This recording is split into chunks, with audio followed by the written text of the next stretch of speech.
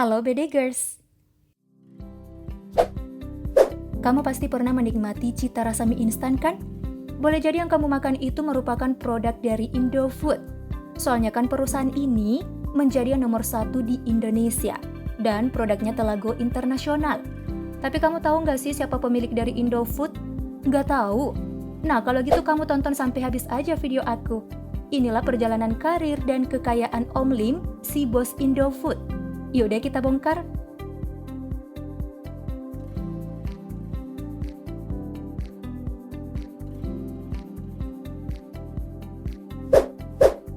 Profile. Nama asli bos Indofood ini adalah Lim Sio Leong, tapi lebih dikenal dengan nama Sudono Salim di Indonesia. Kenapa Om Lim punya 2 nama? Ini karena beliau lahir di sebuah daerah kecil di China yang bernama Fuqing pada 19 Juli 1916. Sejak hidup di Indonesia, beliau mengubah namanya dari Lim Sio Leong menjadi Sudono Salim. Nah, ada satu fakta menarik loh dari penggantian nama Om Lim ini. Ternyata nama depannya yaitu Sudono merupakan pemberian nama dari Presiden Soeharto.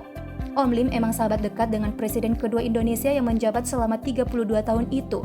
Namun sayangnya, kamu gak bakalan bisa ngelihat sosok Om Lim di layar kaca lagi, sebab beliau telah wafat di usia 95 tahun pada 10 Juni 2012 silam. Akan tetapi, kamu bisa memetik banyak pelajaran hidup dari kisah Om Lim ini. So, tonton terus sampai habis video ini ya. Perjalanan karir. Nah, kamu harus tahu nih, bagaimana jeripaya Om Lim dalam mencapai kesuksesan. Karena lahir di keluarga yang serba keterbatasan, anak kedua dari 3 bersaudara ini harus putus sekolah di usia 15 tahun. Beliau membantu orang tuanya dengan berjualan mie di Fuqing. Yap, beliau ternyata udah jualan mie sejak remaja. Kisah Om Lim dan mie instan terus berlanjut. Setelah bertahun-tahun berjualan di Fuqing, kehidupannya belum membaik juga. Bahkan lebih buruk, sebab Om Lim sampai jadi gelandangan nih BD-Girls. Hingga pada akhirnya ia memilih untuk mengikuti jejak sang kakak yang lebih dulu merantau ke Indonesia pada tahun 1922. Ketika telah berusia 23 tahun, Om Lim hijrah ke Indonesia dengan menumpangi kapal dagang Belanda. Lalu apa yang terjadi ketika Om Lim telah tiba di Indonesia? Ternyata hidupnya tak serta-merta menjadi makmur loh BD-Girls. Om Lim harus menjadi pekerja kasar di pabrik tahu dan tempe di Kudus. Namun, layaknya orang-orang Tionghoa lainnya, insting berdagang Om Lim emang udah terasa banget deh. Melihat banyak pabrik rokok di Kudus, beliau memanfaatkan peluang dengan berbisnis sebagai pemasok cengkeh dan tembakau. Kemudian ketika berusia 24 tahun, Om Lim menikahi Lee Kim Nyo alias Lilani yang merupakan putri dari salah satu saudagar kaya raya asal China di Kudus. Makanya Om Lim punya sokongan modal yang kuat buat merintis usaha pertamanya, yaitu sebagai pemasok cengkeh dan tembakau. Nah dari sini, kamu bisa lihat betapa efektifnya Om Lim untuk memanfaatkan peluang. Tak butuh waktu lama, bisnis Om Lim kian membesar hingga bisa mengcover area Maluku, Sumatera, dan Sulawesi.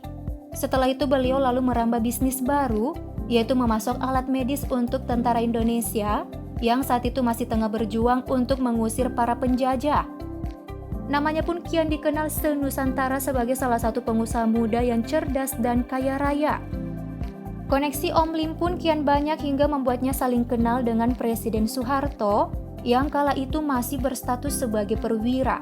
Mereka berdua pun menjadi sahabat yang saling mengerti satu sama lain. Persahabatan ini tetap bertahan bahkan semakin kuat ketika Soeharto telah menjadi presiden pada 11 Maret 1966 loh BD-Girls. Keren banget ya si Om Lim ini.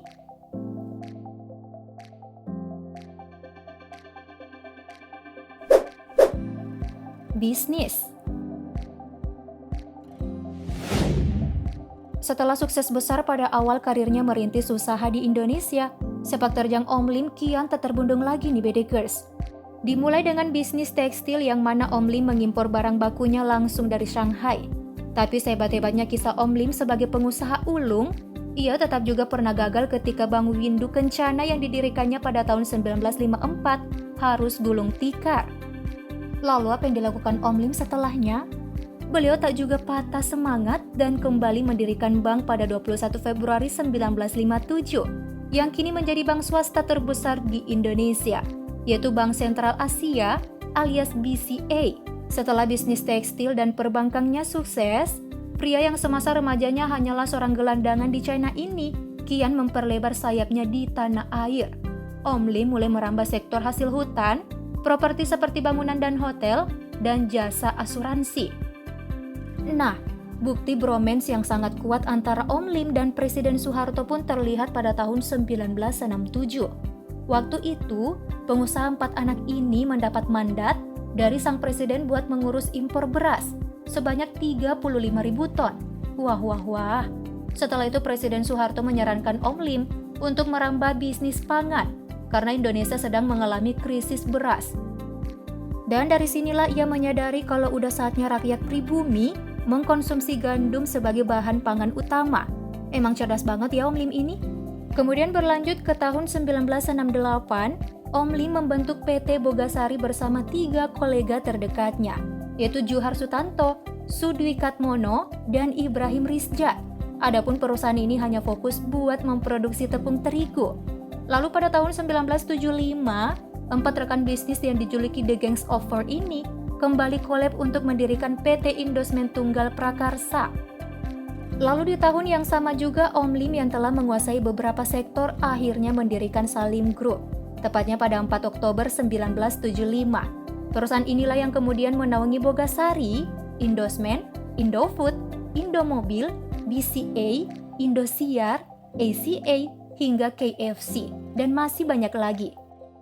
Nah, sampai sini, Om Lim udah ngajarin kamu nih, kalau memanfaatkan peluang dan kecerdasan gak akan cukup jika koneksi atau kolega bisnis kamu sempit. Ada lagi nih yang gak kalah hebatnya. 2 tahun setelah mendirikan Salim Group, ia mulai mengekspansi pangsa pasar mie instan lewat anak perusahaan Indofood-nya. Ditandai dengan kemunculan Sarimi pada tahun 1977 dan diikuti dengan mengakuisisi 2 pesaingnya, yaitu Supermie dan Indomie.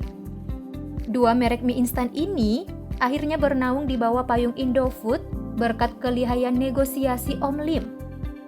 Namun sayang banget nih, akibat krisis moneter yang melanda dunia dan masuk ke Indonesia pada tahun 1977, kisah sukses Om Lim akhirnya runtuh juga. Akibat kekacauan masyarakat yang menginginkan reformasi, perusahaannya berhutang hingga mencapai 52 triliun rupiah. Nah, demi menyelamatkan Salim Group dari kebangkrutan, ia akhirnya menjual beberapa anak perusahaannya seperti Bogasari, Indosmen, dan Indomobil. Om Lim tetap mempertahankan Indofood yang ternyata menjadi langkah tepat. Beberapa tahun kemudian Indofood kembali berjaya. Akibat kerusuhan pada tahun 1998, rumahnya di Jakarta menjadi korban penjarahan dan pengrusakan. Akhirnya Om Lim menyerahkan Salim Group kepada anaknya, yaitu Antoni Salim.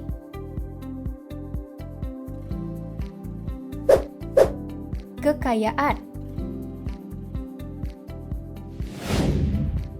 Meski demikian, kinerja Antoni Salim sangat luar biasa hingga setelah berhasil mengembalikan kejayaan Indofood, hingga membuat ayahnya yaitu Om Lim menjadi orang kaya ke-10 di Indonesia versi majalah Forbes.